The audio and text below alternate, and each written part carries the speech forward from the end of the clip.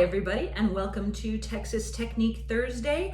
Today we are going to talk about replacing a couple of eighth notes at the beginning of a section with a very dramatic, marginally obnoxious low note that sounds really cool. But you can only do it once, so don't overdo it.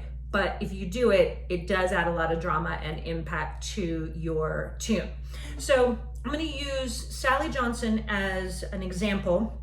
I'll also show you a little bit about how to do it in the key of A, so we'll use Dusty Miller in a second. But Sally Johnson is in the key of G.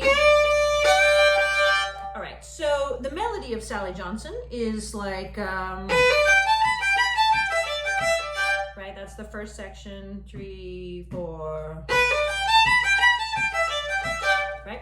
So what we're gonna do is we're actually gonna go low to this G, open G string, and put that at the beginning and then connect back up with the melody a couple notes in. So it would sound like this, 3, 4. Right, so in context, let's say I'm coming out of another part, so.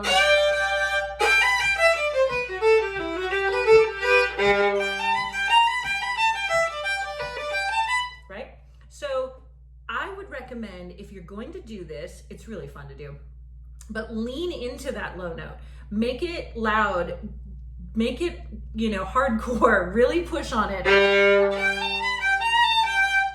Make that pitch go really weird. If you press hard enough, you can actually change the pitch. So that would be the way to do it in the key of G. So you can do it with, leather britches. Kind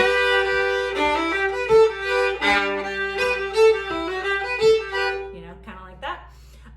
If we're going to do it in the key of A, you can do it in any key, but this is just another example. Here it is in Dusty Miller. So I'm in the key of A here. Normally the tune would go, et cetera, et cetera. So I'm going to hit that low A note.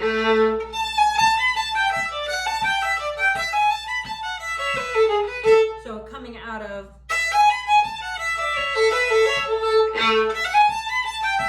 now that time I added a triplet, which is also kind of fun. And again, it doesn't have to be super pristine, actually giving it a little bit of grit and really leaning into it